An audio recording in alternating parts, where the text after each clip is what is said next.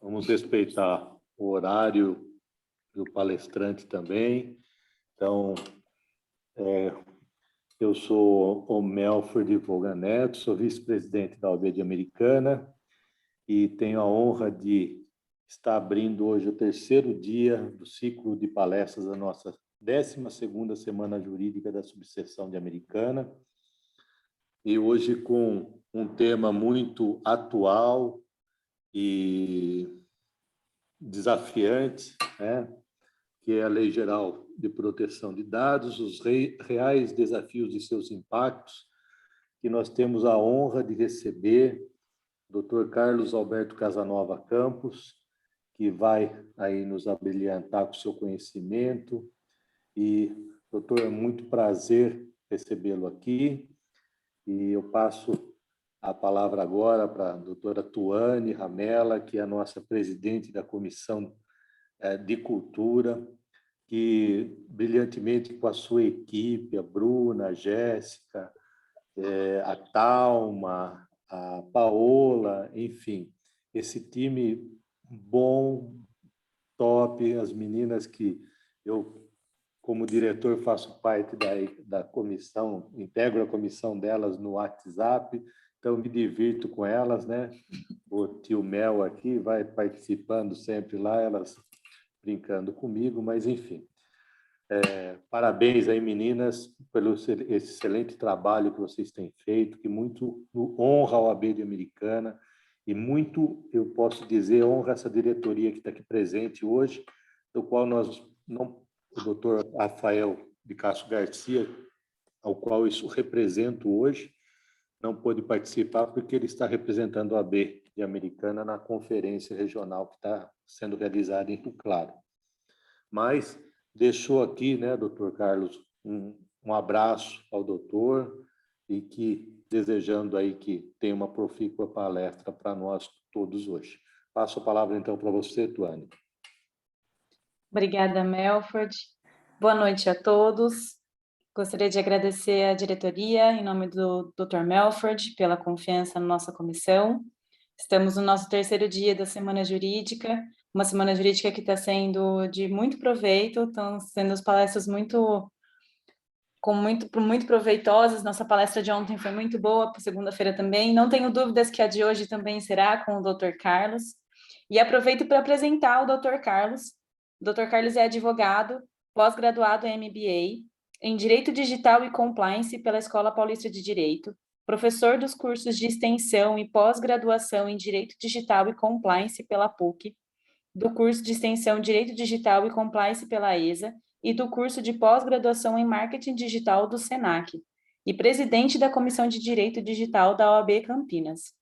Dr. Carlos, é um prazer receber o senhor aqui hoje, mesmo que de forma online. Gostaríamos muito de estar recebendo o senhor de forma presencial na nossa subseção, mas agradecemos demais por você ter aceito o nosso convite e por estar aqui hoje. E antes de passar a palavra para o senhor, eu vou só passar uns recados. O Dr. Carlos vai utilizar um material hoje na palestra e ele vai disponibilizar para nós. Então, aqueles que tiverem interesse em ter acesso a esse material, a gente pede que escreva seu e-mail no bate-papo, que a nossa equipe vai anotar seu e-mail e amanhã mesmo a gente já manda para vocês. E como vocês já têm o costume, então o link do certificado de participação na palestra também será disponibilizado durante a palestra no chat do bate-papo, tá bom? Dr. Carlos, a palavra está com o senhor. Obrigado a todos, obrigado a todas. Gostaria de agradecer imensamente e o gentil convite feito pela doutora Tuane, para que eu pudesse participar hoje aqui dessa, não diria palestra, mas um bate-papo com os colegas, né? Porque eu me sinto muito à vontade na Casa da Advocacia, porque, afinal de contas, a Casa da Advocacia é a nossa casa, né? Onde nós exercemos a nossa atividade profissional diariamente. Temos colegas muito queridos, vocês eu estou conhecendo hoje, mas, sem dúvida, os nossos laços serão mantidos. A nossa comissão aqui de Campinas está aberta também para todos vocês. Sintam-se à vontade. E agradecer também a diretoria da OAB de Americana, na pessoa do Dr. Rafael de Castro, presidente, do Dr. Melford, vice-presidente, aqui conosco nessa noite, Dr. Fabiano, tesoureiro, a doutora Bruna, membro da comissão também de cultura, doutora Cláudia, Sara, doutora Jéssica, todos aqui, obrigado pela participação e pela presença. Nós vamos falar um pouquinho, eu vou colocar aqui, vou compartilhar com vocês aqui um material. Deixa eu ver aqui, só para compartilhar.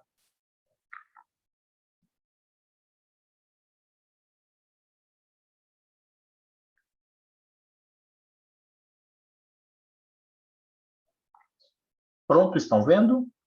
Estão todos vendo o material? Estão, né?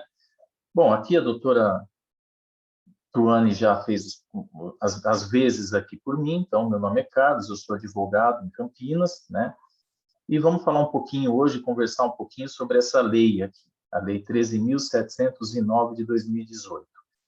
É lógico, nós vamos abordar alguns temas dessa lei, alguns temas mais principais, mas longe da questão de querer esgotar, né, o tema, porque é uma lei extremamente complexa, que trata uma situação muito nova, em todos os sentidos, né?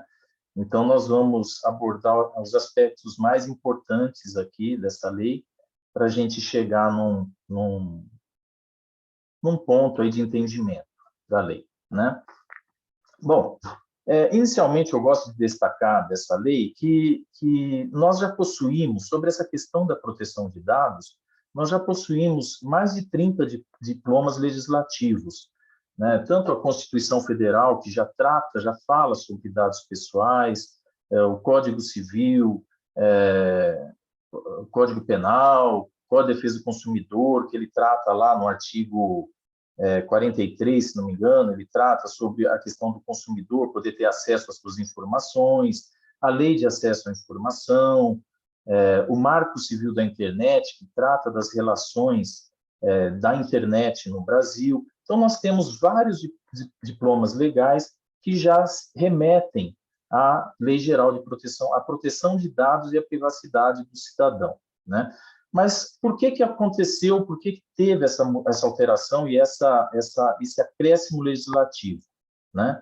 Simplesmente porque essa lei ela vai trazer uma especificidade sobre a proteção de dados. Essas outras leis já existentes, elas tratam dos dados, elas falam sobre dados pessoais, mas elas não especificam o que é, como se faz o tratamento, como se faz uma coleta, como se faz um armazenamento, como se faz um descarte desses dados, né? Então, ela veio para harmonizar todas essas normas que já existem, tá? Então, eu gosto muito dessa frase, né, do Clive Humby, né, que é uma frase de 2006 dele, que ele diz o seguinte: os dados são o novo petróleo, né? Por que isso? Porque nossos dados estão aí, né? Estão expostos em todos os locais que nós frequentamos, muitas vezes, não só dados como RG, CPF, endereço, assim por diante, mas os dados biométricos também, né? Nossa face muitas vezes está exposta numa câmera de vigilância, numa determinada cidade. Então, essa normativa, a lei geral, ela veio para trazer transparência a toda essa situação, né? E nessa sociedade datificada que nós estamos vivendo, quanto maior o titular dos dados ter uma transparência, um conhecimento daquilo que está sendo feito com seus dados, maior conhecimento ele vai ter sobre todas essas situações da privacidade e da exposição que ele está tendo, né? Então, essa é uma frase que foi dita lá em 2006, esse matemático inglês que disse isso, e que, portanto, até hoje está aí, e realmente as empresas que atuam com dados, né, principalmente as de tecnologia, mas a maioria das empresas que nós temos conhecimento tratam dados. Nosso escritório de advocacia trata dados ali, né? Então, essas empresas de tecnologia, que são as grandes empresas de tecnologia, muitas vezes ela oferece um serviço gratuito e vale bilhões de reais, bilhões de dólares, né? Por que isso? Né? Justamente porque os dados eles correspondem a um novo poder, né? O poder do século XXI, né?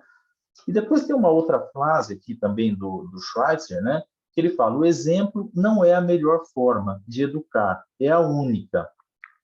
Que eu também gosto bastante dessa frase, porque ela permite, né, que a gente tenha uma consciência sobre o que é o dado pessoal.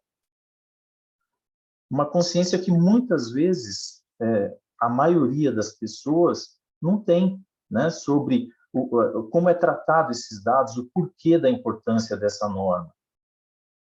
Eu vou falar um pouco mais adiante, mas várias empresas que nós frequentamos, que nós temos contato e temos projeto em andamento, a maioria dos funcionários, a maioria, às vezes até da diretoria, desconhece a própria lei, né? A importância dessa lei, né? Então, aí, essa legislação, ela exige um cuidado, e um cuidado, inclusive, na educação, né? Na conscientização das pessoas, né?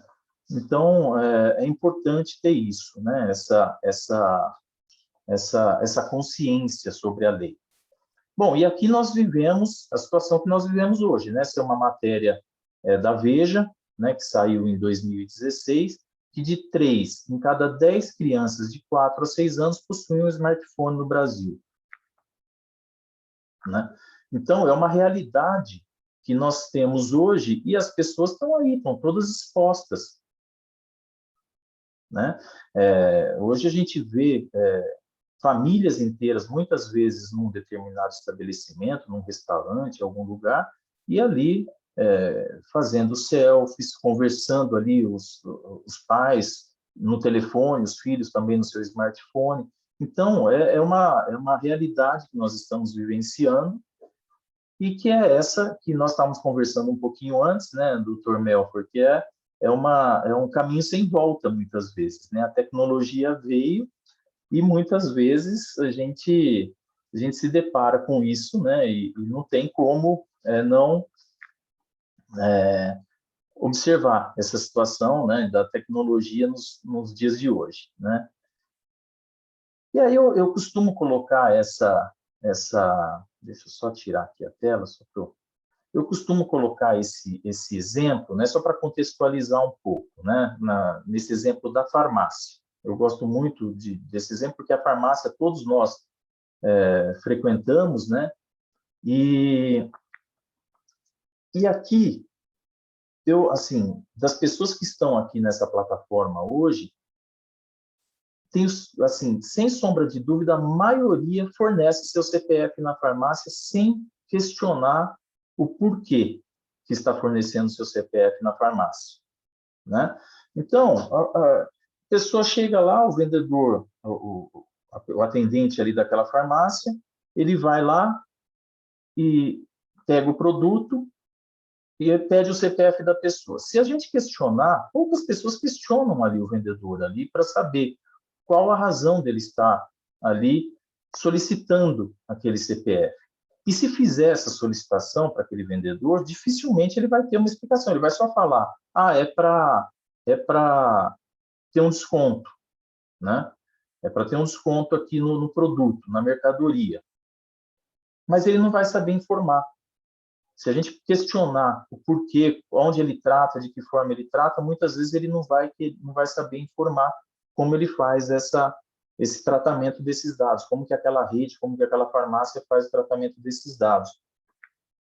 E a farmácia pode utilizar desses dados com um sistema seu mesmo, de business intelligence, né, para saber o que o Carlos, por exemplo, tem comprado ali, para direcionar um e-mail marketing, para direcionar alguma situação ali sobre um determinado produto que eu ou qualquer consumidor ali tenha comprado nos últimos tempos, naquela rede, naquela farmácia, né? Ele pode fazer isso e direcionar os e-mails, as propagandas para aquela pessoa que compra aquele determinado produto ali, que tem oferta e assim por diante.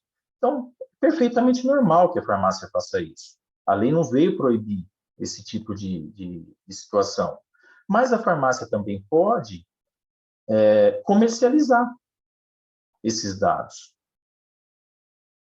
né? E ela comercializando esses dados, ela pode muito bem transferir essas informações para uma empresa de RH, por exemplo, ou para uma empresa de plano de saúde. E o titular dos dados não sabe dessas informações, muitas vezes, que aquela farmácia, que aquela rede está comercializando os seus dados com aquela outra empresa, com aquele terceiro. Isso a lei proíbe? Não. A Lei Geral de Proteção de Dados não proíbe esse tipo de relação. Não há nenhuma vedação com relação a isso. O que há é que essa rede, essa farmácia, tem que deixar de forma clara a utilização que ela está fazendo com os dados que ela está recebendo. O titular dos dados, ele tem que consentir, ele tem que conhecer aquilo. O que aquela rede, nesse exemplo, a farmácia, o que aquela rede está fazendo, né? Quanto vale uma informação para um plano de saúde, por exemplo, sobre aquele titular daqueles dados? É uma situação que o plano de saúde pode chegar e falar, eu compro. Eu posso comprar um determinado medicamento, aí em Americana provavelmente tem a farmácia também da CAASP. Muitas vezes a gente vai na farmácia da CAASP e eu compro uma determinada medicação ali para um irmão, para um pai, porque tem um custo um pouco mais baixo. Então pode ocorrer até uma base discriminatória com isso. E eu tenho, só a título de exemplo, e é um fato real, isso que aconteceu, uma colega nossa, uma advogada, estava participando de um processo seletivo num escritório de advocacia na cidade de São Paulo, e era uma candidata excelente ali, provavelmente iria ter boas chances de ingressar naquele escritório, mas aí de posse do seu CPF, que normalmente vai no currículo daquela pessoa, o escritório verificou aquilo e tinha esse banco de dados, essa base de dados de uma determinada rede, e ali verificou-se que ela, semanas antes, meses antes, tinham comprado um teste de gravidez. O dono, o RH daquele escritório, falou, bom, eu não vou contratar essa pessoa, porque se ela comprou um teste de gravidez, provavelmente ela pode estar grávida. E isso vai me gerar um custo lá na frente. Então, quer dizer, houve um erro na base, um erro na informação, na base discriminatória. Porque através de uma informação que ela pode ter comprado essa medicação, esse medicamento, uma parente dela, para alguém da família, e ela teve conhecimento que ela não teve aprovação nesse processo seletivo que ela estava participando, pela Rádio Peão lá, né, porque tinha alguns amigos que trabalhavam lá nesse escritório, ficou tendo conhecimento sobre isso e gerou uma situação constrangedora. Então, são nossos dados que estão aí. E muitas vezes nós não nos importamos em transferir, em oferecer o nosso CPF, o nosso RG, o nosso endereço, sem questionar aquela pessoa que está recebendo aquilo, né? Aquela informação, aqueles dados que nós estamos passando ali.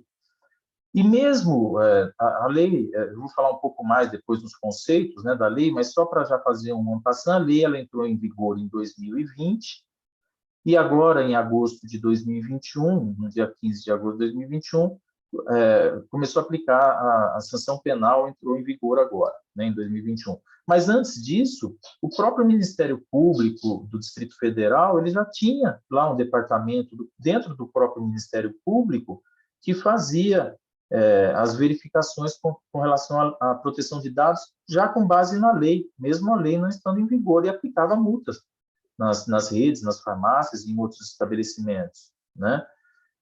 E, normalmente, as perguntas que eles faziam eram essas aqui para as redes de farmácia, né? Os dados pessoais dos clientes, nome, telefone, CPF, são compartilhados com outros estabelecimentos? Não são? O que vocês fazem? E a rede não sabia informar.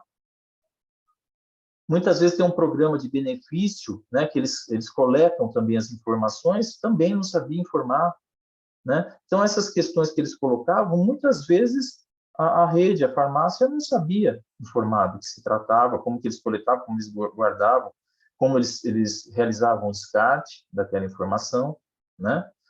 E o Ministério Público de Minas Gerais tem essa rede de farmácias lá em Minas, que é a Drogaria Araújo.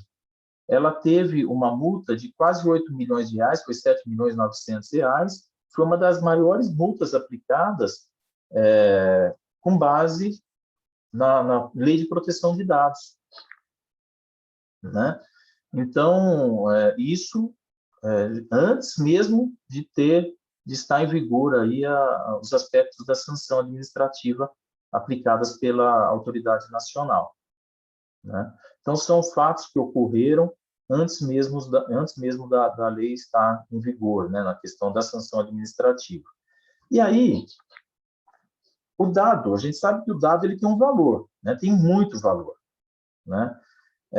Então, qual é a situação que as empresas têm que atuar para que esteja em conformidade ou esteja em compliance com essa norma, com essa lei? A principal delas aí são os controles e a transparência. Os controles, como os dados são armazenados, tem um controle sobre esse sistema e a transparência que tem que dar ao titular dos dados, né? O titular dos dados ele pode solicitar a qualquer momento, né, as suas informações. Se ele tem um consentimento, ele deu um consentimento para uma determinada finalidade, ele pode a qualquer momento revogar esse consentimento, né?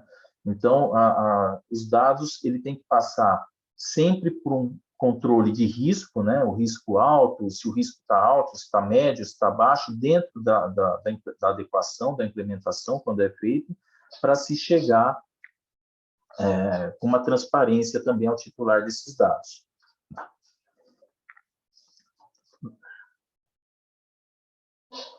E a nossa lei ela é muito o pessoal fala que ela é muito parecida, e é realmente parecida. Eu acredito até que tem algumas situações que são melhores do que a Lei Geral de Proteção de Dados da União Europeia, né, que é a GDPR, né, que é a General Data Protection Regulation, né, ou RGPD, né, que é o Regulamento Geral da União Europeia. Então, lá da União Europeia, a lei entrou em vigor e um ano depois que ela entrou em vigor já tinha mais de 206 mil casos aí de autoridades supervisionando e aplicando algumas sanções, né, através da GDPR, né, e as maiores denúncias ocorriam nesses setores, que era o setor de telemarketing, e-mail marketing, behavior marketing, videovigilância, reconhecimento facial e assim por diante. E realmente, né, nós recebemos diariamente várias ligações aí de telemarketing, e-mail marketing. Isso tudo tem que ser muito regulamentado por essa lei, né? A lei exige que esses setores tenham uma regulamentação com consentimento do titular dos dados para receber. Se a pessoa não quiser receber os e-mails, tem que revogar esse consentimento e assim por diante. Aqui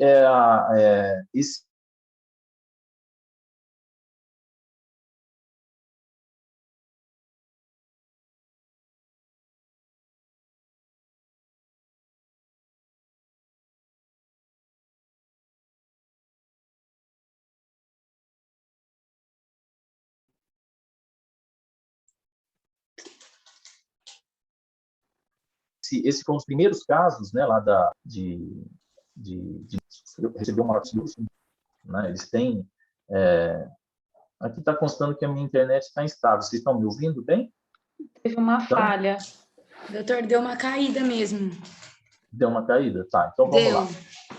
Bom, esse aqui é o Hospital do Barreiro, né, que ele foi um dos primeiros a sofrer aí uma uma penalidade, né, em 400 mil euros.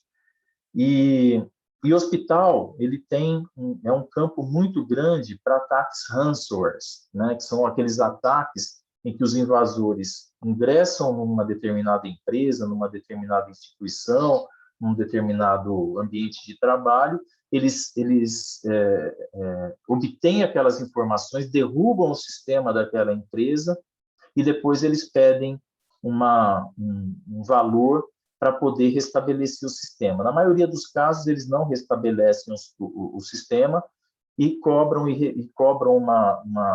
um valor aí em bitcoins, né, em moedas digitais. Normalmente é isso que ocorre. Então, aí, os hospitais eles têm uma vulnerabilidade muito grande e é um sistema muito crítico, né, porque eles tratam dados sensíveis, nós vamos falar um pouquinho mais adiante,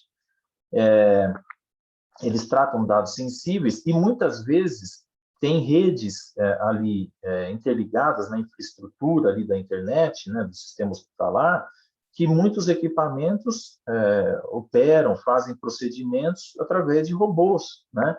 Então, se sofre um ataque desse, um ataque ransomware, e derruba todo o sistema, pode derrubar uma cirurgia, por exemplo, que está sendo realizada naquele momento por um determinado equipamento, por um determinado robô, pode afetar a questão das alas de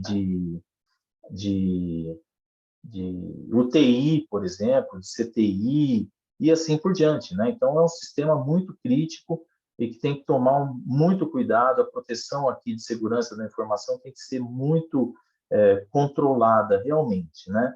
E aí, essa base de dados para a lei geral, a violação desses dados ela ocorre em 3 situações, né? Quando tem uma violação, né, uma exposição desse dado pessoal, ela tem a perda do dado pessoal, né, quando ocorre a perda também do dado pessoal, e aquela estrutura não tiver um backup sobre aqueles dados. Imagina uma situação de um paciente, por exemplo, ele ter ali vários exames ou várias formas que estão sendo tratado ali a sua saúde e se perde esses dados. Como que faz isso, né?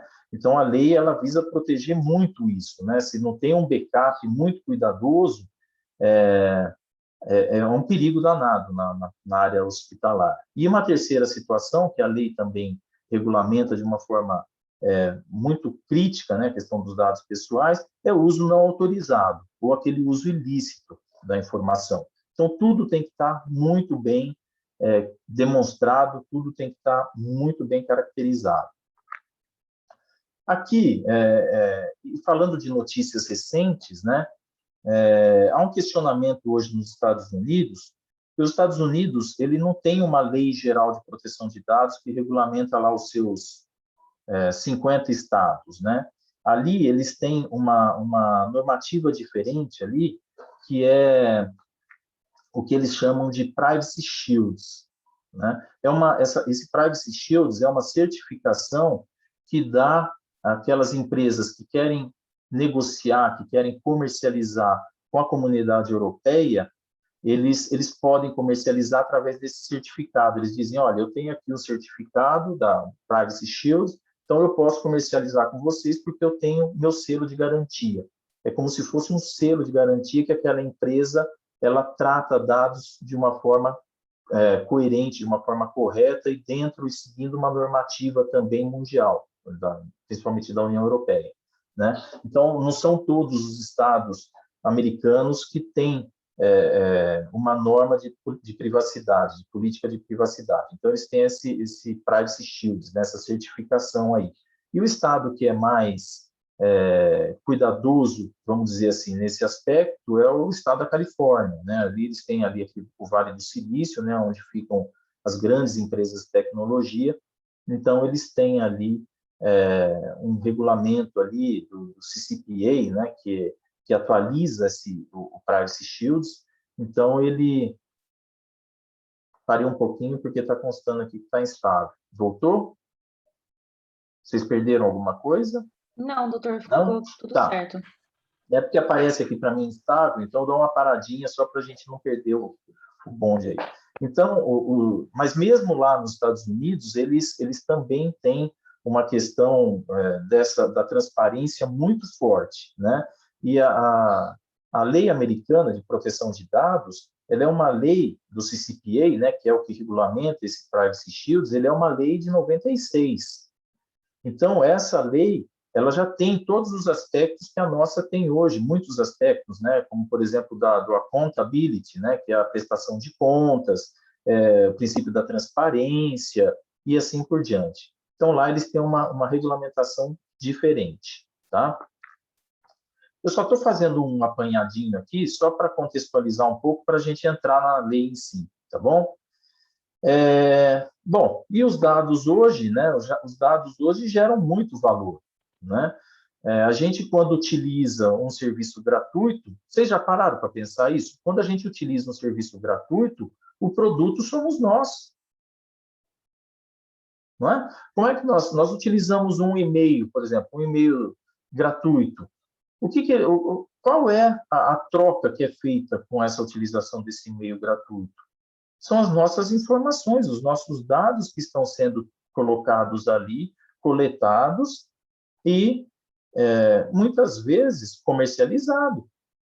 E eu repito, a lei ela proíbe uma situação como essa, de comercialização de dados? Não. A lei não veda essa situação. Ela exige uma transparência com o titular dos dados, né? Então, tem que ter sistemas de controle, tem que ter políticas de privacidade. Então, nós temos aí, aqui no Brasil, né, nós temos várias situações aí que a gente vê diariamente nos jornais, né, nas mídias, invasões, né, de hackers em algumas empresas, vazamento de dados. Esses dias mesmo nós tivemos um vazamento de dados aí na Lojas Renner, com muitos dados vazados, né? Esse caso é um caso da companhia, né, da British Airways, né, lá inglesa, né? Ela teve também aí um vazamento de dados ali, e a autoridade inglesa, quem faz esse serviço é a AICO, né, que faz o serviço de proteção de dados, que é a autoridade inglesa de proteção de dados ali do Reino Unido, né?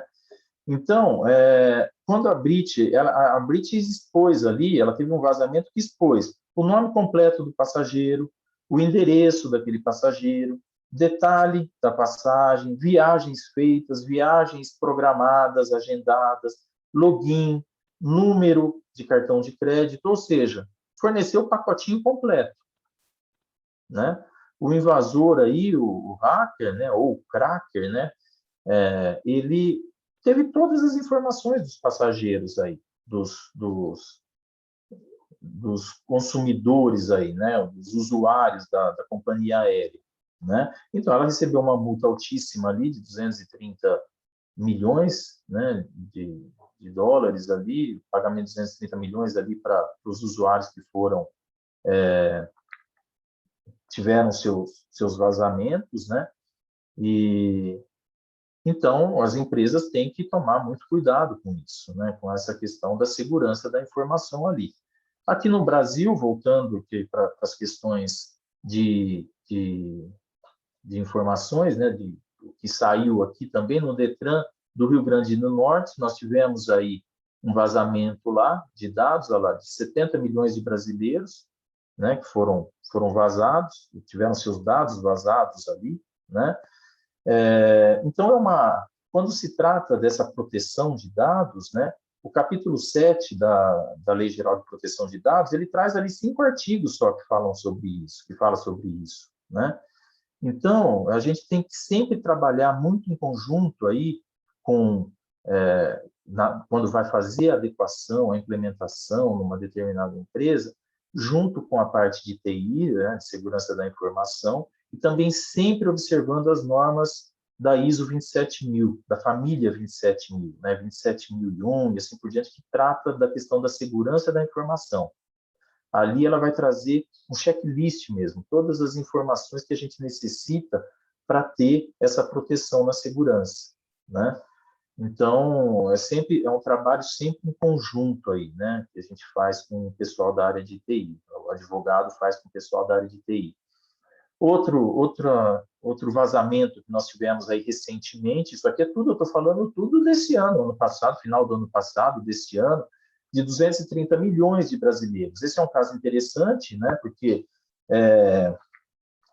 mostra que nossos dados estão aí, estão expostos. E aqui, esse vazamento, o que tudo indica, foi do Serasa Experience, né, que nós tivemos esse vazamento aqui de 230 milhões de dados aí, né? Então, quando a gente fala da Lei Geral de Proteção de Dados, nós pensamos muito mais hoje. Eu estava até pensando essa situação esses dias, né? Que essa lei é voltada mais para essa nova geração do que para nós, porque nós já estamos praticamente com os dados vazados. Esses dias, eu fiz uma pesquisa na Dark Web, né, que é um sistema mais profundo da internet. Meu CPF estava lá rodando, meus cartões de crédito e muita coisa. É ali que eles comercializam, né, nesse ambiente aí que eles fazem, Deep Web, Dark Web. Está lá, então nossos dados já estão expostos. Então, essa lei vem também, e não só, né, mas para regulamentar situações agora e proteger essas pessoas que estão vindo, esses jovens, vamos dizer assim, que estão vindo aí. Porque os nossos dados já estão todos lá, né? Já estão todos aí vazados. Bom, eu fiz esse pequeno contextualizei um pouco ali sobre essas informações, sobre algumas notícias recentes, né, que saíram nas mídias sobre esses vazamentos que nós tivemos, mas agora nós vamos entrar na legislação e vamos trazer alguns aspectos aí dessa lei e que traz algumas angústias também para a gente, né, que atua há bastante tempo nesse ambiente digital aí. Bom, a maioria de vocês já conhece, essa lei entrou em vigor em 2020, ela é uma lei de 2018, ela teve uma vacatio legis aí de 2 anos, né? Então ela entrou em vigor em agosto de 2020, e a questão da sanção administrativa teve uma vacatio de mais 1 ano, que entrou em vigor agora em agosto. Então, ela protege os dados pessoais, né, por quaisquer meios aí, tanto meio digital como meio físico. Então, eu não preciso me adequar, o meu mercadinho aqui, a minha loja ou o meu escritório de advocacia não precisa se adequar porque eu não tenho dado armazenado em nuvem ou armazenado no computador, porque eu deixo tudo em pasta física. Não, a lei fala em quaisquer meios, não apenas os digitais, no aspecto offline e online. Online é tudo que está no sistema, e offline é o físico. Então, a pessoa fez uma anotação na cadernetinha ali, ele está tratando dados. Para a lei, ele está tratando dados, né? Então, ela busca proteger um direito fundamental à privacidade e publicização da infração, né? Então, essa lei, ela é uma lei relativamente, ela é de 2018, né?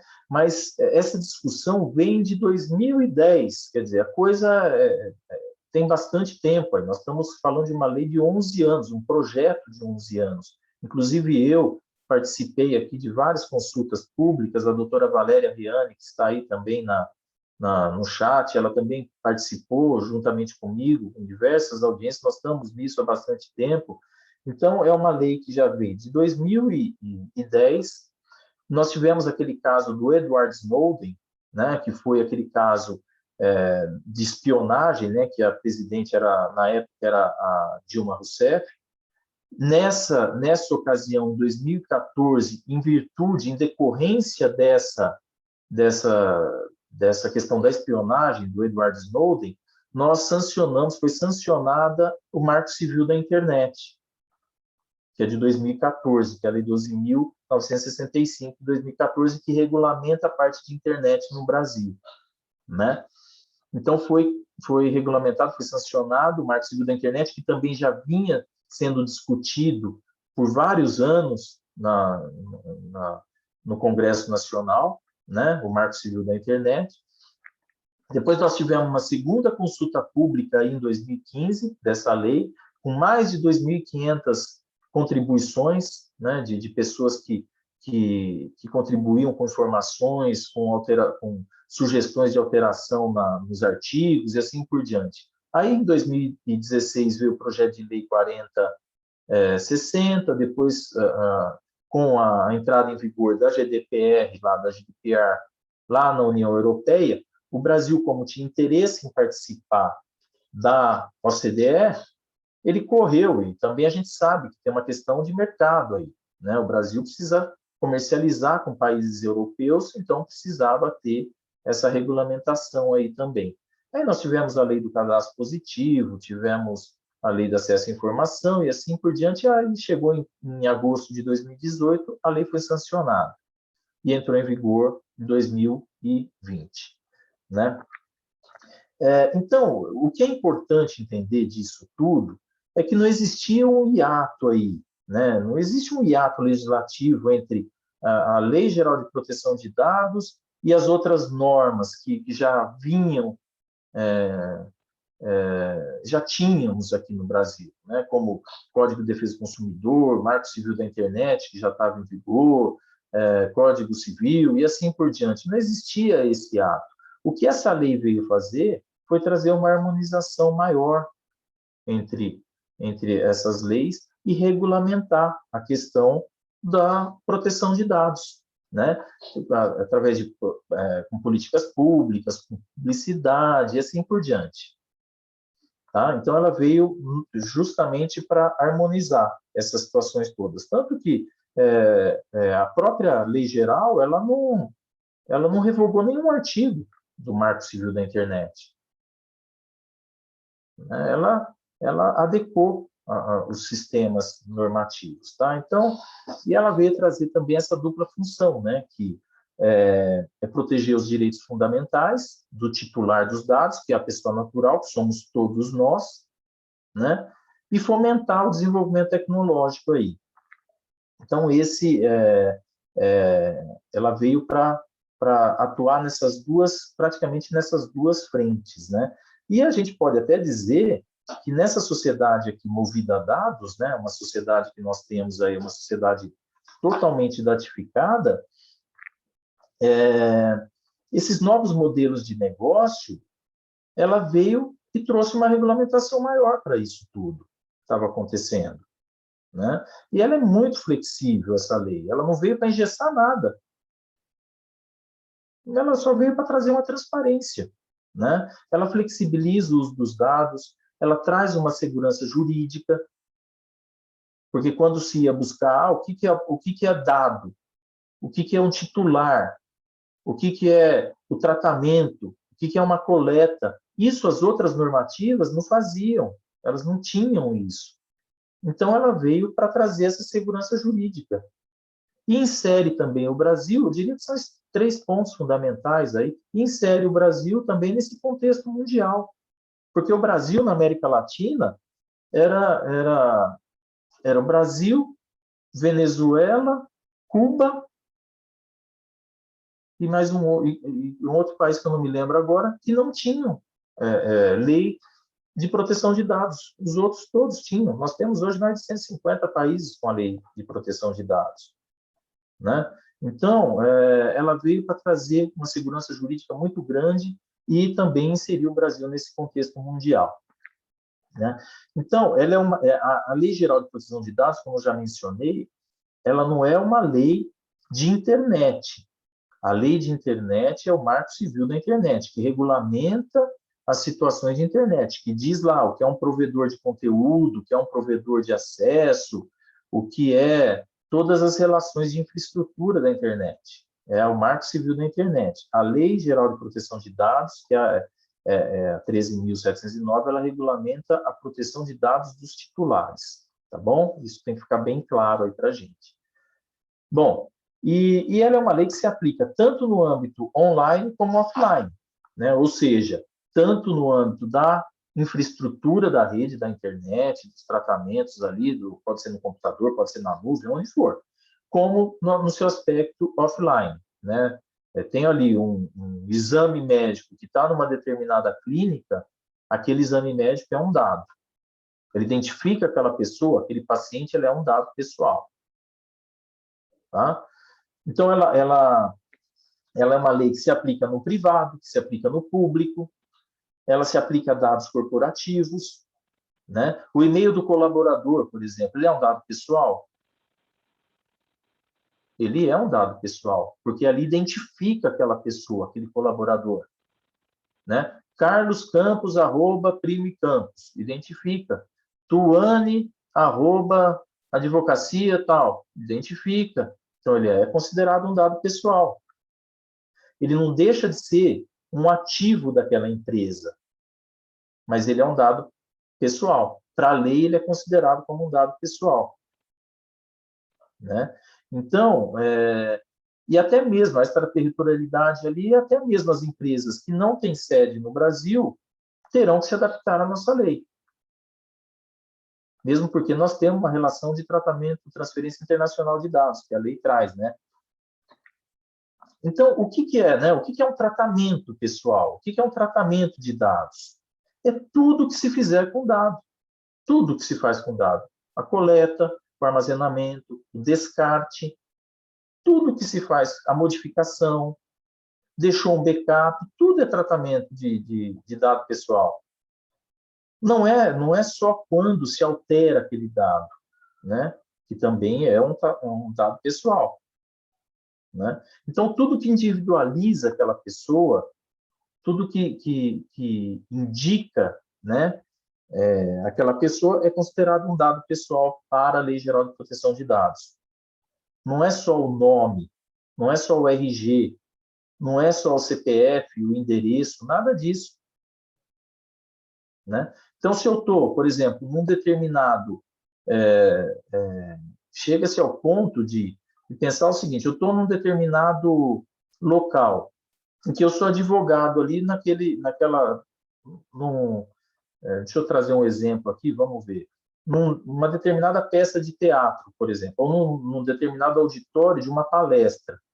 E eu sou o único advogado que está naquele espaço ali, porque é uma palestra sobre marketing, sei lá, eu sou o único advogado que está ali. Se aquela situação de eu ser o único advogado sentado naquele local, já identifica que aquele advogado sou eu que estou ali naquele local. Então, pode ser até considerado aquele local ali, aquele assento, aquele lugar, como um dado pessoal. Então, o que nós costumamos dizer é que a nossa lei, ela utiliza o que nós chamamos de uma lógica de agregação de informações, como se fosse um efeito mosaico, né? É um conjunto de informações sobre alguém que permite saber quem é essa pessoa, identifica aquela pessoa, individualiza aquela pessoa, né? Então, todas essas informações compõem o dado pessoal aí. E os dados sensíveis, né, que pode acarretar aí práticas discriminatórias. O que são os dados sensíveis? Nós vamos falar um pouquinho mais depois, mas só fazer um passant aqui. São todas aquelas informações que diz respeito ao sexo da pessoa, ao posicionamento político, posicionamento religioso, suas crenças religiosas, sua filiação em sindicato. Por exemplo, são dados que podem acarretar aí uma ação discriminatória, né? Os dados anonimizados, que para a lei, os dados anonimizados não são dados pessoais, quando se anonimiza esses dados, né? Quando não dá para identificar aquela pessoa, né? Então, os dados pessoais, os dados anonimizados não são considerados dados pessoais, né? E o profiling, né? Que é a criação de perfil, né? Que é muito forte também nessa lei. Bom, aí nós vamos aqui para o nosso mundo, né? Que essa é uma matéria da Folha de São Paulo, uma pesquisa feita aí, que 40% dos empresários desconhecem a Lei Geral de Proteção de Dados. Então, isso é um desafio, porque é aquela velha questão, né? Essa lei não vai pegar, essa lei não vai para frente, vamos deixar para depois, não vamos gastar. Lê do engano, né? Porque a lei já está aí, e a lei já pegou, a mesma coisa com a defesa do consumidor, né? Quando entrou em vigor lá em 1990, né? muitos comerciantes, né, eles diziam, pô, essa lei veio para atrapalhar o nosso sistema, atrapalhar nossas empresas, para criar mais uma situação. E, na realidade, a lei está aí, faz 30 anos, tal qual a defesa do consumidor aí é uma excelente legislação, né, uma excelente norma, né? Então, esse é um grande desafio ainda para a gente, trazer essa consciência, essa conscientização para as pessoas sobre os dados que nós fornecemos aí para muitas empresas, né? Bom, esse é o artigo 6º, né? O artigo 6º é o grande artigo que trata dos princípios, né? Então, e a lei tem palavras-chave aí, né? Com relação aos princípios, né? Ela fala que eu tenho que atender a propósitos legítimos, né? Que é a questão da finalidade ali, o princípio da finalidade, né? Propósitos legítimos, específicos, explícitos, informados, né? Então, quando uma lei diz que tem que ser explícito, informado, eu não posso escrever um texto genérico, que a lei já está dizendo. Isso aqui, os princípios ali, é como se fosse um checklist. A lei já está dizendo, tem que ser explícito, tem que ser específico, tem que informar o titular dos dados o que você faz com os dados dele, qual a finalidade que você utiliza os dados dele. Por que que um aplicativo de lanterna de celular, por exemplo, muitas vezes quando você vai baixar aquele aplicativo de lanterna, estou dando um exemplo, tá? Tem ali nos termos dele, ele tem acesso às suas fotografias, às suas fotos, ao seu arquivo de fotos ali dentro do celular. Por quê? Qual a finalidade daquele aplicativo de lanterna em ter acesso às suas informações, às suas fotos dentro do celular? Nenhum, não está adequado, não tem compatibilidade ali, não tem adequação entre a finalidade para o uso que vai se ter, né? Então, quando o legislador ele fala, ele traz esses princípios como sendo explícito, informado e específico, tem que ser claro, não tem que ser genérico, né? Quando o advogado, quando nós vamos numa empresa para fazer a adequação daquela empresa, para implementar a LGPD lá, fazer um trabalho de compliance, você tem que revisar os documentos e pergunta, para que você vai usar essa informação? Essa informação é importante? Porque um dos princípios lá, que a lei trata também, é da minimização dos dados. E as empresas hoje querem maximizar esses dados. Querem obter muitos dados que você não tem a finalidade para aquela utilização daqueles dados. E o que você faz com aquilo? Como você descarta? Você pede os dados, solicita, a empresa solicita os dados para uma determinada finalidade e utiliza para outra. Está pedindo. Está pedindo para a autoridade ir lá e hoje em dia a gente sabe que o fiscal vai ter um convênio aí, provavelmente, entre PROCONs e a Autoridade Nacional. O fiscal ele não sai mais a campo, principalmente nessa área de proteção de dados. Ele simplesmente entra no site daquela empresa, dá uma olhada lá, vê já no próprio sistema externo ali, se tem política de privacidade, se o site é seguro, se tem política de cookies, política de uso, termo de uso e tudo mais. Ele vai ali, entra lá, acabou. Já vai direto naquela empresa. Então, muitas vezes, as empresas querem ter dados que não tem necessidade, só vai criar problema. Então, nós, como advogados, nós temos que orientar as empresas, falar, olha, os dados são para finalidade específica, tem que ser explícito e o titular tem que ter conhecimento disso. Não adianta ficar com um dado que não tem finalidade nenhuma e não tem adequação nenhuma para o seu ramo de atividade. Isso vai dar mais trabalho, né?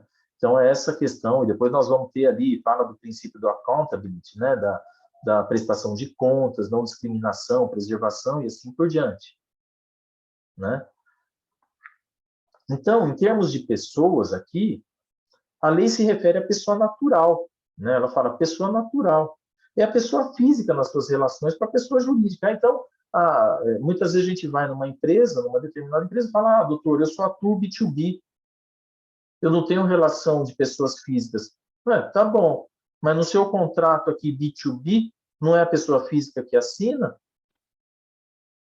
Não está qualificando a pessoa física? Então, você trata dados de pessoa física. Inclui a pessoa física dentro da jurídica. Né? O dado profissional, né? O dado pessoal profissional, também está ali, cartão de visita. Ele é um dado pessoal. A empresa, a corporação, a empresa, ela disponibiliza para o funcionário, para o seu colaborador, o cartão de visita. É um dado pessoal. Como que não utiliza dado pessoal? Né? Então, é o dado pessoal utilizado, dado de pessoa física utilizado em pessoa jurídica. Então, identifica uma pessoa natural. Agora, se eu tenho um e-mail que está lá, contato@advocacia, marketing@advocacia, e assim por diante, aí já não é considerado um dado pessoal, porque aí já não identifica uma pessoa, e sim uma empresa, né? Identifica aquela organização, aquela situação, né? Então, até o número de matrícula hoje, muitas vezes, tem alguns órgãos públicos, né, que, pelo princípio público da transparência, né, que tem que colocar ali a relação dos seus funcionários, né, do servidor público ali, salário e tudo mais. Muitas vezes eles colocam a matrícula, né? Tem organizações que colocam o nome mesmo, tem órgãos públicos aí que colocam o nome. Agora, com a lei de proteção, eles estão alterando isso e colocando a matrícula. Mas muitas vezes a matrícula também identifica, né? Então, se é físico, se é digital, tudo depende do ciclo de vida aí dos dados, e depois tem os impactos, né, que são as sanções aí, né, da lei, que a lei fala que as sanções, a GDPR, ela trata ali de 20 milhões, a LGPD é 2%, mas nós vamos falar um pouco mais adiante, ou 50 milhões por infração, né? A multa é altíssima aí. Então, e a gente tem que entender, né, atender esse princípio, como eu mencionei ali atrás, né, no princípio da minimização, usar minimamente o dado para a finalidade para que ele foi capturado. Então, ele está sendo capturado para aquela finalidade, use para aquilo. Minimize os dados, não fique coletando informações desnecessárias. Mas o objetivo, muitas vezes, da empresa, né, principalmente de algumas empresas também da área de tecnologia, elas querem maximizar os dados. Quanto mais dados, melhor, né, para elas poderem ofertar o serviço, poder ofertar aquilo que eles estão dispondo.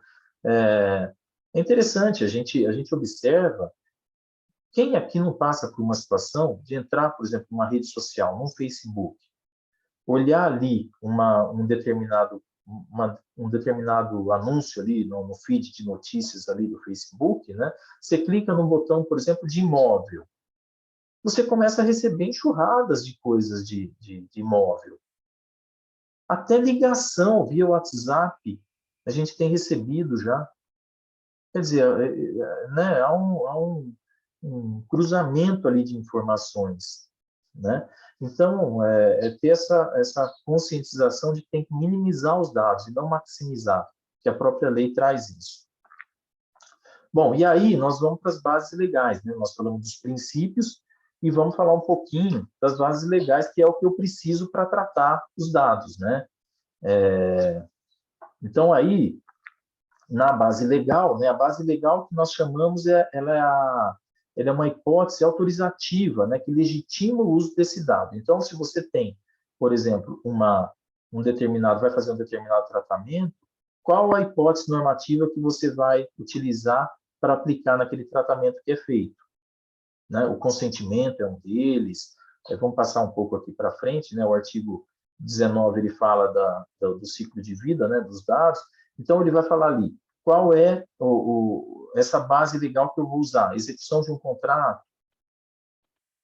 Eu vou usar o consentimento? Eu vou usar o legítimo interesse? O que eu vou usar? Qual é essa base legal que vai me legitimar a utilizar aquele dado que está sendo coletado ali? Né? Então, quando a gente fala do consentimento, né, e a lei geral, deixa eu voltar aqui um pouquinho, e a lei geral, porque eu coloquei ali o consentimento também, né? E a lei geral, ela é bem baseada no consentimento, né? E existe muita discussão ainda com relação a isso, né? Se a empresa precisa do consentimento para tudo, né? Eu solicito uma determinada informação, vou numa determinada farmácia, por exemplo. Lá eles falam, olha, nós não comercializamos, por exemplo, né? Nós não comercializamos seus dados, né? Mas nós utilizamos para encaminhar ofertas, promoções. Você autoriza isso, aí você consente. O titular dos dados consente, porque ele pode revogar também a qualquer momento esse consentimento, né? Então, ele tem que ser um consentimento livre ali na hora, né? Um consentimento espontâneo, porque a pessoa pode revogar também, o titular dos dados pode revogar a qualquer momento, né? Então, eu tenho um consentimento que ele foi para uma determinada finalidade. E ali o sistema de algoritmos, de machine learning daquela rede, por exemplo, de farmácia, ele acaba utilizando ali para outra finalidade, mas dentro da expertise da farmácia ali. Não para mandar aquele tipo de medicamento, mas mandar uma outra informação ali. Ele precisa novamente do consentimento? Essa é uma discussão bem grande nesse meio, mas eu acredito que não precisa, porque ocasionaria aí uma fadiga, né, do consentimento. Para tudo você precisa de consentimento do titular dos dados, né? Agora, ele tem que ser um consentimento que tenha a sua finalidade específica ali, né? Quando se pede através dessa base legal, né? Então, aí nós vamos ter, essas são as bases legais, nós temos na lei 10 princípios, está lá no artigo 6º, e temos também 10 bases legais que eu chamo de cardápio aqui, o cardápio das bases legais, né? Então, nós vamos ter ali o consentimento, vamos ter o legítimo interesse, a proteção ao crédito, né? E vários outros, tutela à saúde, proteção à vida, obrigação legal e vários outros. O consentimento, ele é mais do que o legítimo interesse? Não. O consentimento é mais do que a política pública? Não. É mais do que a execução do contrato? Não. Eles têm uma harmonia ali. Para cada tipo de coleta, você tem que, o advogado ali, a pessoa que estiver fazendo aquela adequação, ele tem que se basear nessas bases, né, para poder adequar aquela situação, aquela finalidade daquele uso daqueles dados a uma base legal que está sendo sugerida e está sendo indicada pela própria lei, né? E aí eu digo que nós temos aí 4 pilares básicos, né, dessa Lei Geral de Proteção de Dados, que um é a transparência, que nós já falamos bastante sobre ele. Esse é uma base fortíssima, né, na lei, tudo tem que estar muito transparente para o titular dos dados, né? Um segundo pilar é o do controle, né? Que esse controle ele tem que ser muito bem gerenciado, que é o controle que vai fazer toda essa coleta de informações, aonde está sendo armazenado esses dados. Está sendo armazenado numa nuvem, está sendo armazenado num sistema interno, né, de backup interno da empresa, né, nos seus servidores. Como é que está sendo feito isso? É o controle, né, que faz tudo isso, né, que faz essa segurança da informação ocorrer ali para que o sistema seja seguro, né? Como se descarta, como se faz o descarte dessas informações quando o titular não quer mais que os seus dados fiquem ali naquela determinada empresa, naquele determinado ambiente, né? Como é que se faz esse descarte, e assim por diante, tá? Então, esse segundo pilar é muito forte aí também. E aí, a lei traz essa questão, a nossa lei traz a situação do controlador, do operador e do encarregado, né? O controlador, ele vai sempre determinar a autonomia e o destino do uso do dado pessoal, né? Eu coloco ali que a pessoa jurídica, direito público ou privado, é quem compete as decisões. Então, é sempre o controlador que vai dar essa autonomia do uso dos dados pessoais. O operador, já para a lei geral, ele serve como um terceirizado, né, no tratamento dos dados aí. Então, eu tenho um determinado hospital que ele coleta as informações dos pacientes daquele hospital e também, às vezes, ele transfere algum dado para o setor de raio-x, por exemplo, ou terceiriza isso, o setor de raio-x daquele hospital é terceirizado, então ele fornece lá. Então, esse setor de raio-x, que pode ser um terceirizado, uma outra empresa, ali dentro do hospital, ele é um operador, tá? Ele é um operador porque ele está utilizando dos dados com as decisões do controlador, né? E o encarregado é uma nova figura aí que surgiu com a lei. Não sei se vocês já ouviram falar do DPO, que é uma terminologia norte-americana, né? Que é o Data Protection Officer, né? Que é aquela pessoa indicada pelo controlador para fazer essa interface entre o titular dos dados e a autoridade nacional. Não só essa interface, mas um dos aspectos de trabalho, nós vamos falar um pouquinho mais à frente, mas um dos aspectos do trabalho aí é essa interface entre titular dos dados e autoridade nacional, além de fazer toda a política de privacidade também, está inserido ali dentro da política de privacidade daquela companhia, daquela empresa. O terceiro pilar, que é o do consentimento, né, que nós já falamos um pouquinho sobre ele, né? E aí o consentimento, para a gente poder mapear, né, isso, a gente tem que falar quais os canais de entrada dos dados aí, né?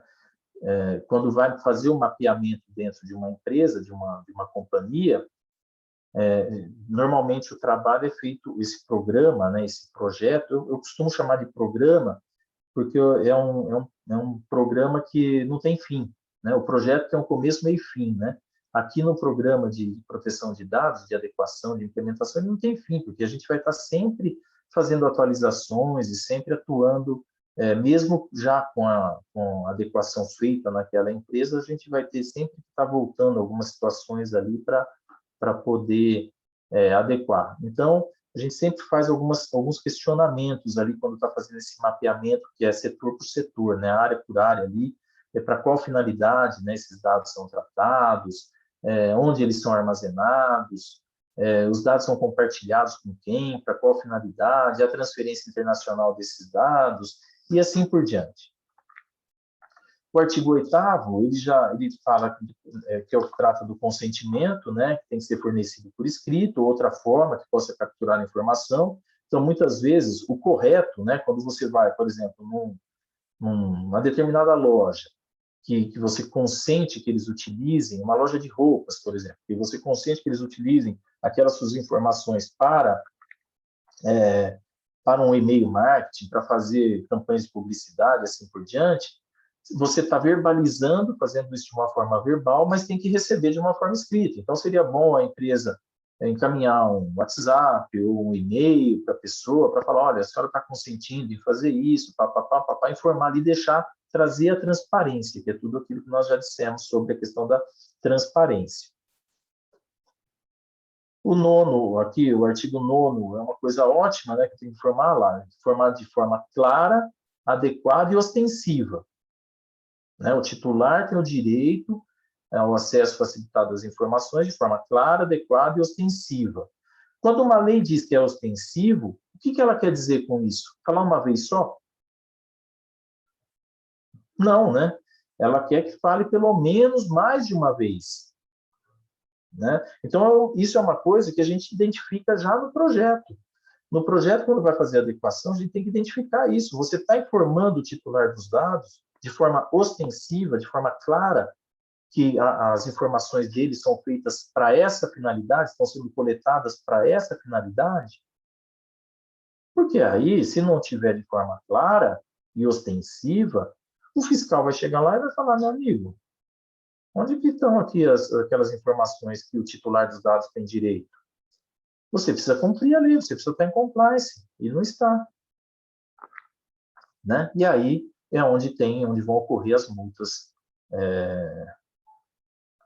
com muita frequência. Né? E o 4º pilar é o pilar do legítimo interesse. Né? É aquela questão da... Deixa eu ver como é que está aqui para frente. Né? Então, esse é o artigo 10, né? O artigo 10º aí, que trata da questão do legítimo interesse, né? Que também é uma base legal, né? Que tem que ser feita sempre o legítimo interesse, tem que ser feito um balanceamento aí, né? Entre a legítima expectativa daquela pessoa, do titular dos dados, com o interesse daquela empresa que vai utilizar aqueles dados, justamente para não ter um conflito aí de direitos e liberdades e garantias individuais, né? Direitos fundamentais aí do titular. E até ontem, deixa eu ver se eu acho aqui, eu fiz uma anotação, mas eu não, depois eu vejo se eu acho aqui, mas ontem saiu uma decisão justamente sobre isso, né? Porque a Lei Geral de Proteção de Dados, ela não protege somente a privacidade, né? Ela protege os direitos e garantias fundamentais. E ontem teve um projeto que foi votado aí na Câmara dos Deputados, em segunda votação, já sobre isso, para incluir, é uma emenda constitucional para incluir a proteção de dados como garantias fundamentais, né? No artigo 5º lá da Constituição, inciso 79, alguma coisa assim, nesse sentido, tá?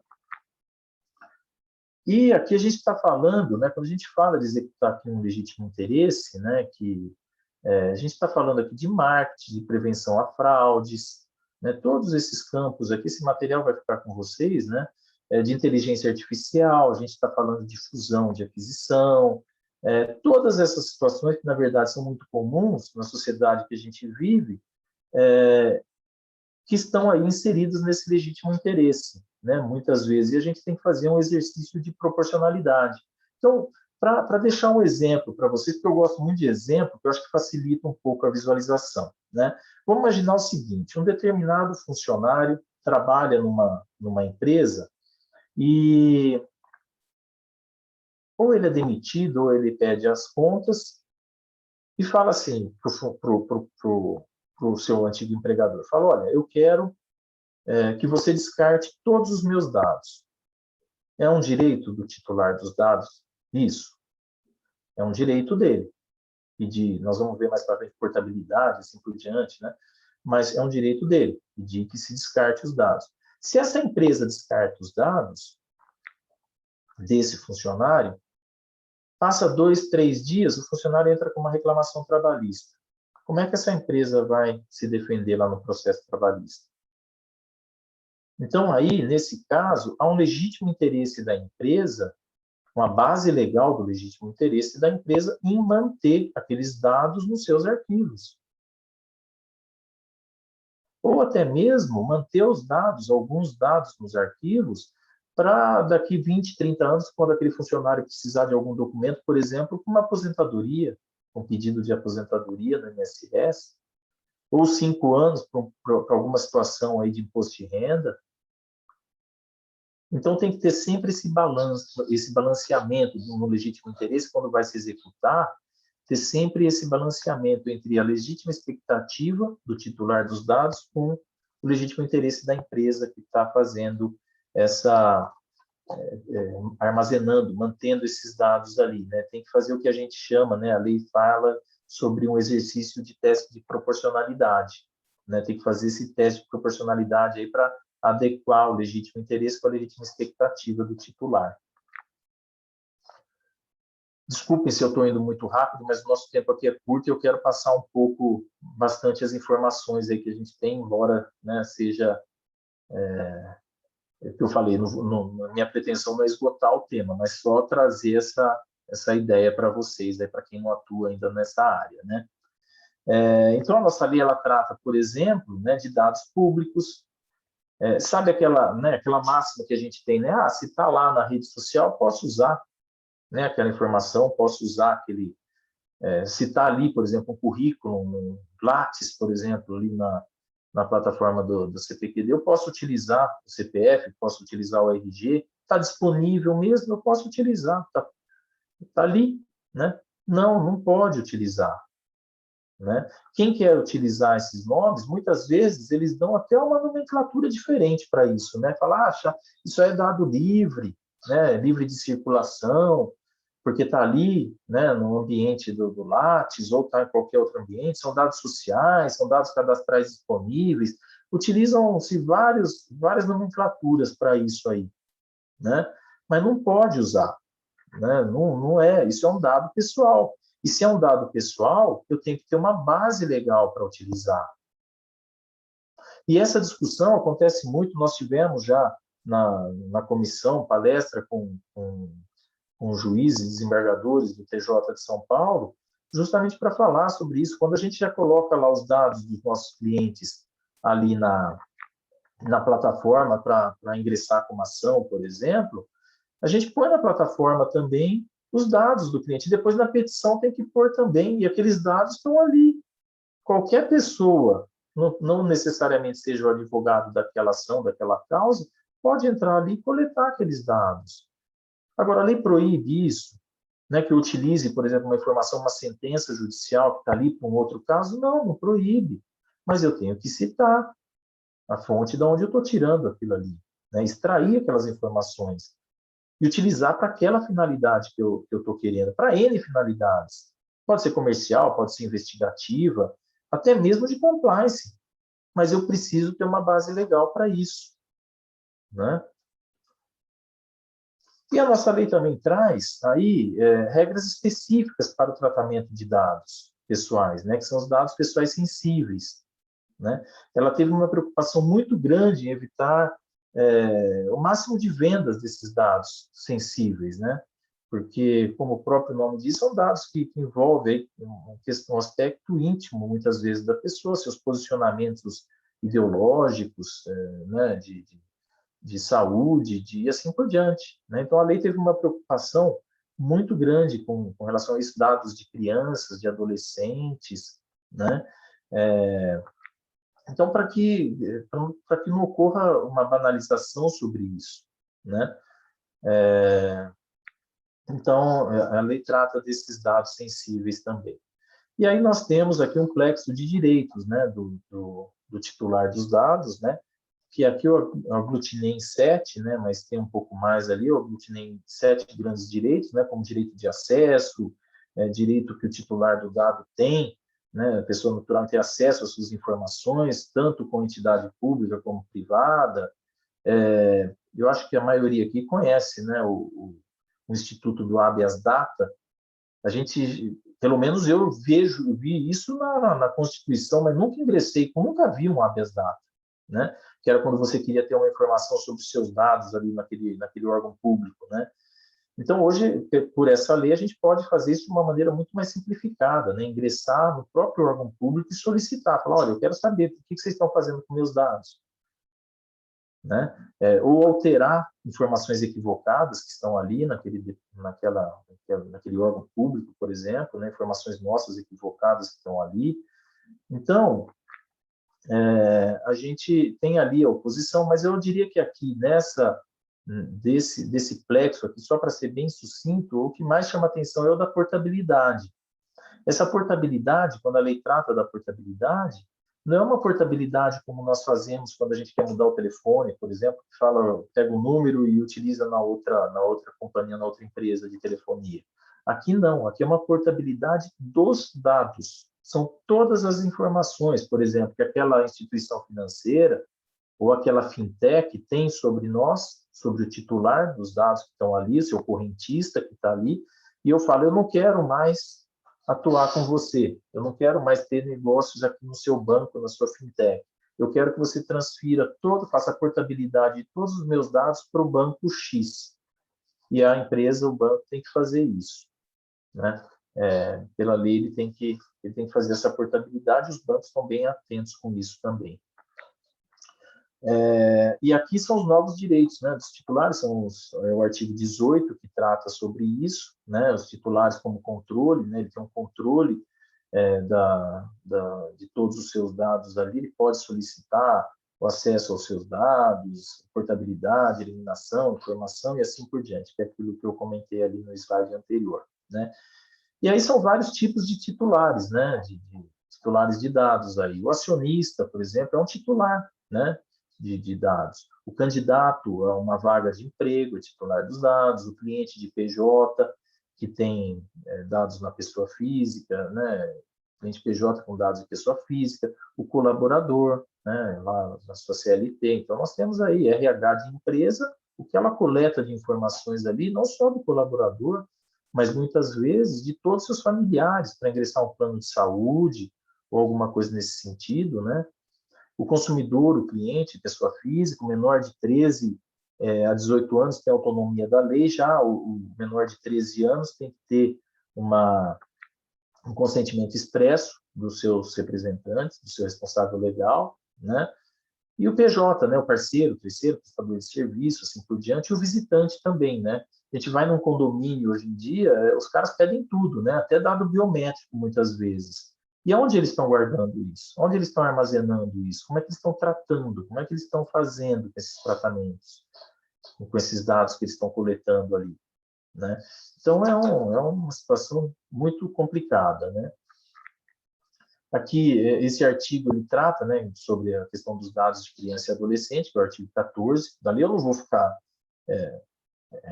falando, lendo o artigo aqui, porque esse material vai ficar disponível para vocês e o tempo também não nos permite, né, fazer isso, porque está todo mundo já no adiantado da hora hoje, aí fazendo hora extra, né? A lei também fala no artigo 12 sobre o dado anonimizado, né, que o dado anonimizado não é o dado pessoal. E por que ele não é um dado pessoal? Porque esse dado anonimizado é aquele que não identifica a pessoa, né? E a lei fala que a pessoa natural identificada ou identificável, né? Então, a anonimização desses dados tem que ter meios técnicos, né, para isso, né? Nós temos um sistema de pseudo-anonimização, que é quando dá para se identificar, reverter a situação, identificar aquela pessoa, aí deixa de ser, passa a ser um dado pessoal, né, quando tem essa pseudo-anonimização, passa a ser um dado pessoal. Então, isso, muitas instituições hoje estão fazendo essa pesquisa, né, e utilizado essas ferramentas aqui para anonimizar os dados que eles têm ali, né? Aí nós temos aqui, a lei traz uma série de novas obrigações, né, para as organizações públicas e privadas, e cria aí a figura, né, do DPO, né, do encarregado. Tem muitos, eu acho que muitos de vocês aqui já devem ter ouvido falar, né, dessa nova atividade, é um novo mercado aí, uma nova opção de trabalho, mesmo para advogados. Tem muitos advogados já atuando nessa área de DPO, né? E ele é aquela pessoa, né, que ele vai fazer esses relatórios de impacto, ele vai atuar junto ali na empresa para ser essa interface, né? Então, tem muitos advogados. A lei não exige aqui que o DPO tenha certificação de DPO, né? A lei não faz essa exigência, embora tenha vários cursos aí que certificam aquela pessoa, aquele profissional nessa área, né, de DPO. E ontem, hoje é dia 1º, né? Dia 30 de ontem, a ANPD abriu uma consulta pública sobre essa questão do DPO, do encarregado, né? Ela vai trazer regras específicas para micro e pequenas empresas, startups, pessoas jurídicas sem fins lucrativos, porque fica assim, pô, mas eu preciso contratar um DPO, minha empresa tem 1 funcionário, 2 funcionários, eu preciso contratar um DPO, muitas vezes eu não tenho condições, né? A empresa não tem condições financeiras para contratar. Então, tem muitas situações dentro da lei geral que ainda vai demandar uma regulamentação por parte da Autoridade Nacional de Proteção de Dados. Então, essa situação do DPO, do encarregado, né, a autoridade está olhando com muito critério, né, muito cuidado, porque essas empresas pequenas e microempresas, muitas vezes não têm condições de arcar com um custo desse. Então, essa consulta pública, o relator dessa proposta é o Dr. Arthur Sabá, que é um diretor da ANPD, ele já esteve aqui conosco falando sobre essas atividades da ANPD, né, aqui da comissão de direito. E então é uma situação nova e essas empresas menores provavelmente vamos ver se elas se enquadram. Quando foi lançada, quando teve o projeto de lei da LGPD, o DPO tinha que ser um funcionário. Depois eles fizeram uma alteração que não precisa mais ser funcionário daquela empresa. Ele pode ser um DPO a service, né? Pode ser um terceirizado, não precisa nem estar no Brasil, né? Então pode ser contratado de fora, né?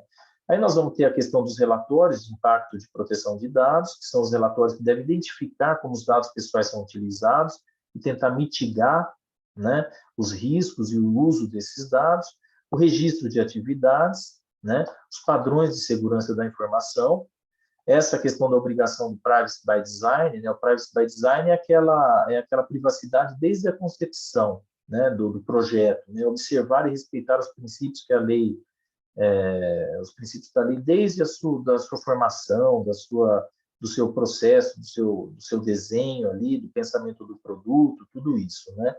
E aí a questão da notificação obrigatória, do report, né? Que a gente chama de report, que a empresa, quando tem um vazamento, ela tem a obrigação de informar a autoridade nacional. Se ela não informar, ela incorre numa infração também.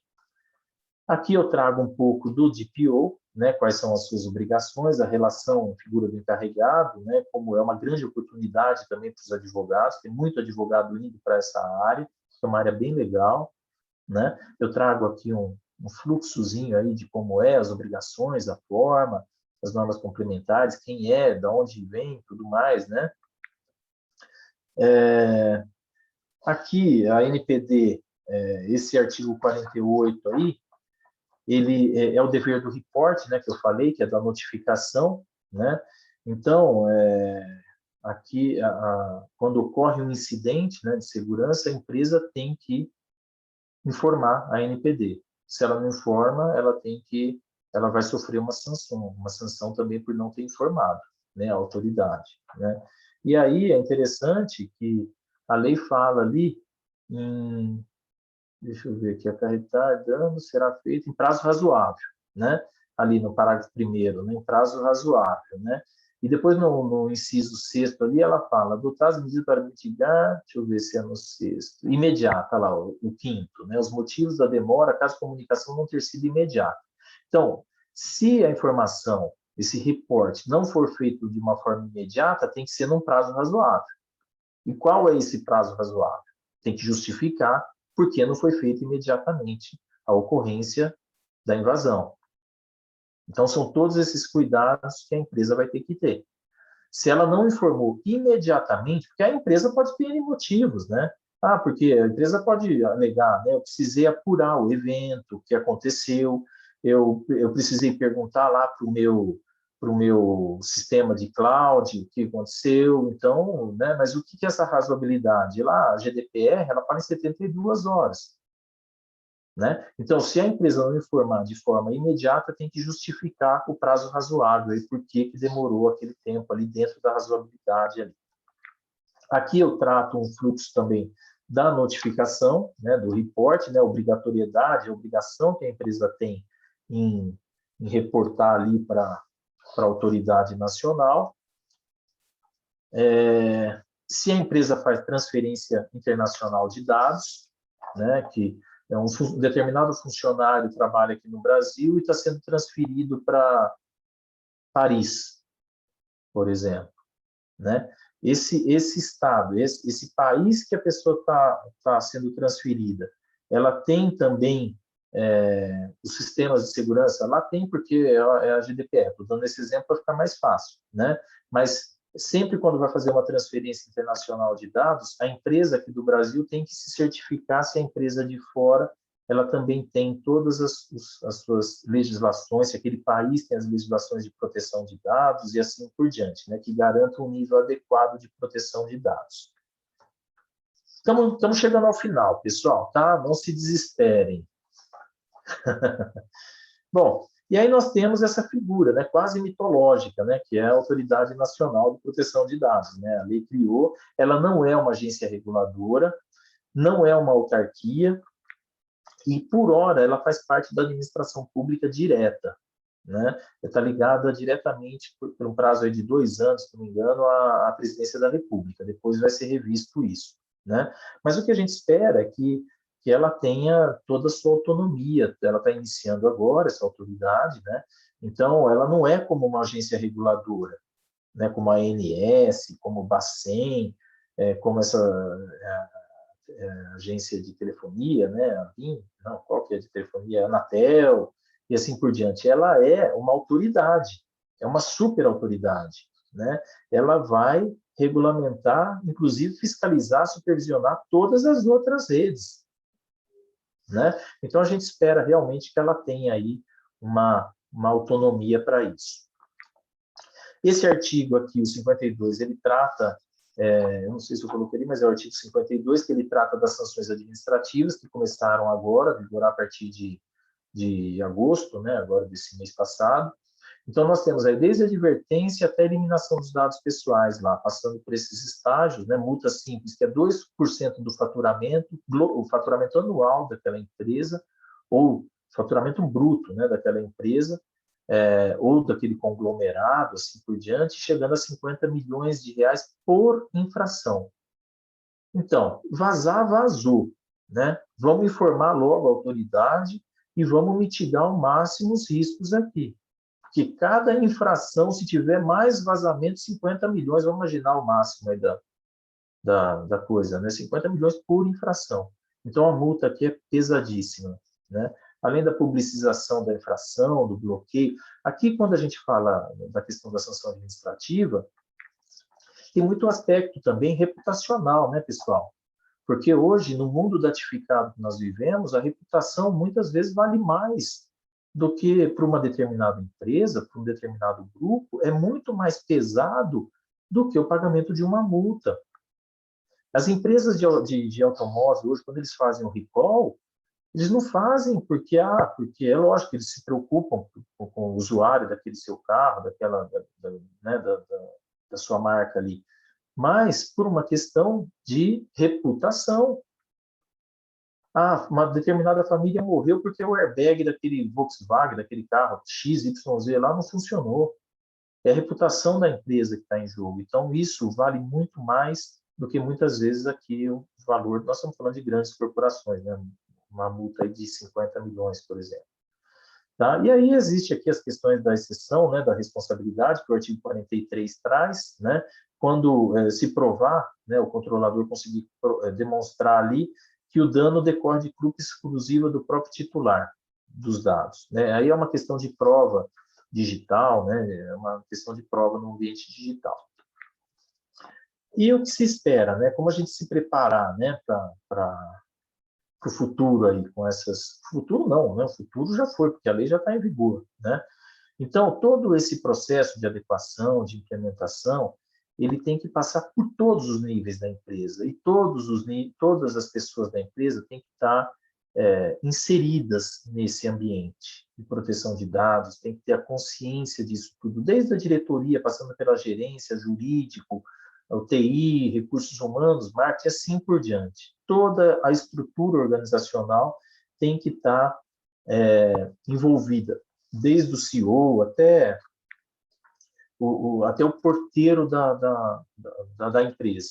Tem que saber, tem que conhecer, né? Então, como se preparar, né? Como as empresas podem se preparar aí, né?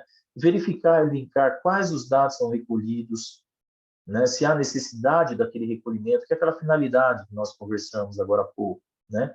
Todos os dados têm uma finalidade clara. Verificar o armazenamento, se estão sendo seguros, se estão sendo feitos de forma seguras, levantar como os dados são obtidos, se teve um consentimento explícito, se não teve, e assim por diante, né?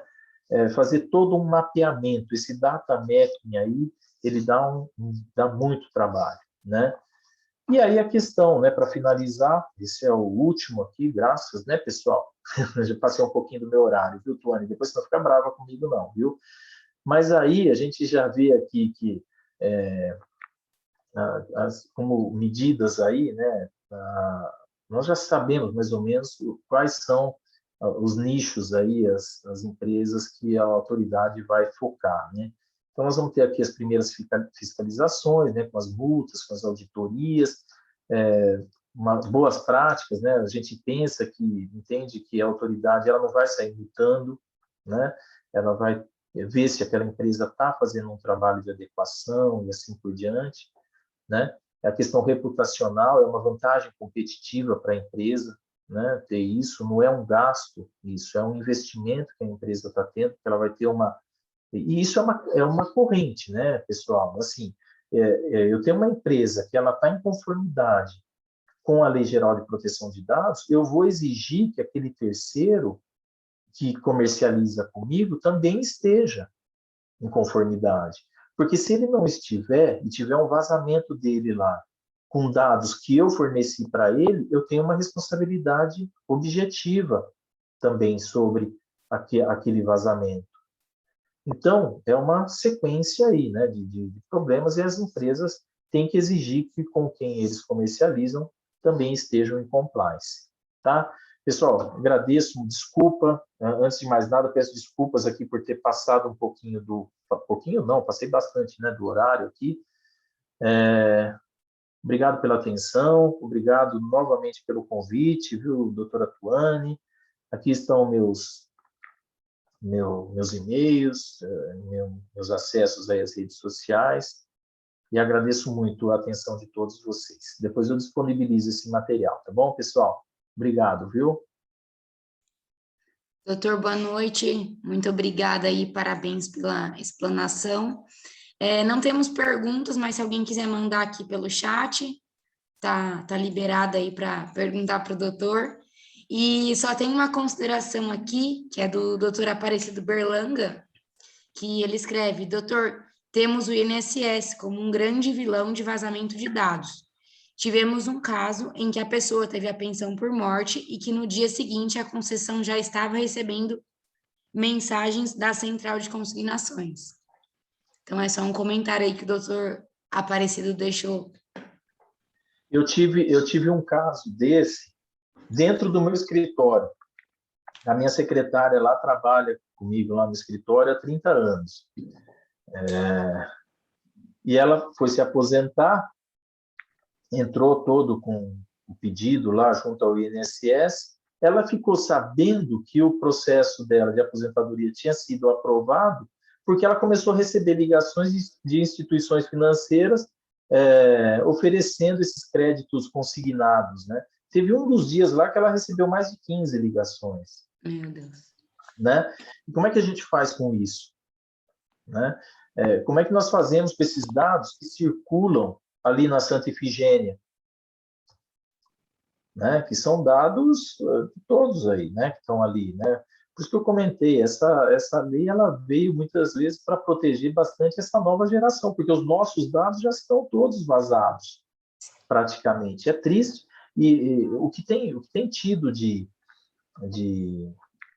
invasão e ilícitos, né, sendo praticados esses dias, mas várias pessoas da minha comissão tiveram, a pessoa pega a foto, né, a nossa foto do WhatsApp ali de algum lugar e manda mensagem, cria um outro número e manda mensagem para aquela relação de contatos ali daquela pessoa, né?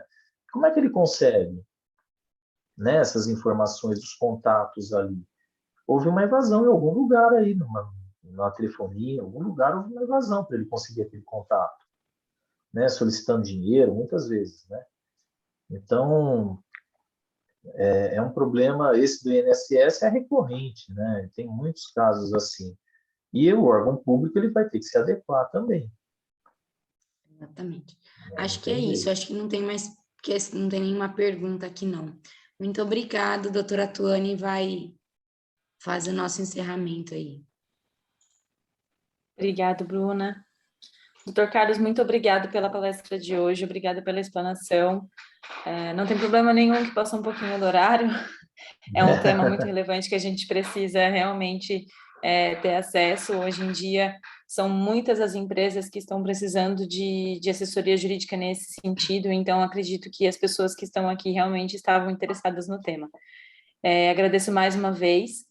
E gostaria só de sanar uma falha minha, que no começo da palestra eu acabei não agradecendo a minha própria comissão por toda a ajuda que vocês me deram durante toda essa gestão e estão me dando nessa semana jurídica. Então, eu agradeço a Bruna, agradeço a Jéssica, agradeço a Thalma, a Catriane e a Paola, que justificaram a sua ausência hoje, mas... Muito obrigada, meninas, pelo todo o apoio e toda a ajuda de vocês. Imagina. E eu passo a palavra para o Dr. Melford para ele fazer o encerramento de hoje. Bom, doutor Carlos, Foi um prazer ouvir sua palavra, receber esses conhecimentos que o doutor nos transmitiu. Temos aí uma lei nova, né? E o direito ele requer maturação.